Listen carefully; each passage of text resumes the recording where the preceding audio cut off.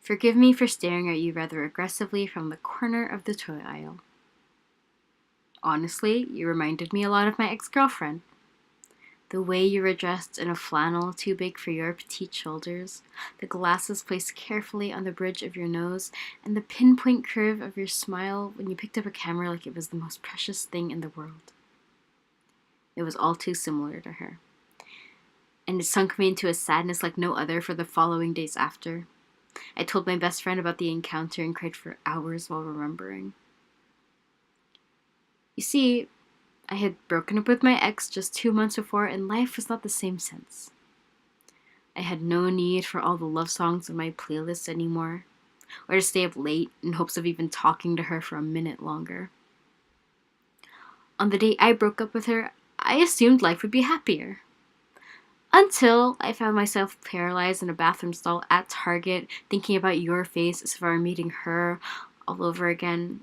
I know, it's confusing. I fell in love with her through poetry and shared coffee. We often found ourselves loving too hard on some days, then loving too softly on others. And I think that was our problem. So I'm sorry if finding solace in the face of a stranger is not a concept you're familiar or comfortable with. Because I've been finding myself trying to catch traces of her in every... And you just happen to be the innocent victim of a stare down in the middle of Target due to your love for something as minuscule as a camera. You're a complete stranger. I acknowledge the fact. But can you leave me to reminisce on the memories as they come rushing back like the sky when it cries during the rainy seasons, savage and endless? You've become another figure in my gloomy heart to remind me of the aches and pains of my first love that was so passionate but short-lived.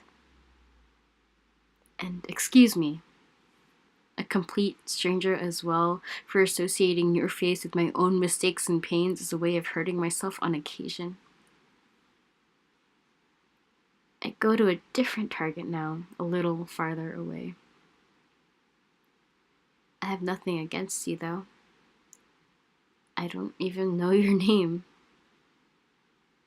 But your smile is branded into my mind as much as my ex's, and I just can't afford to confuse the two.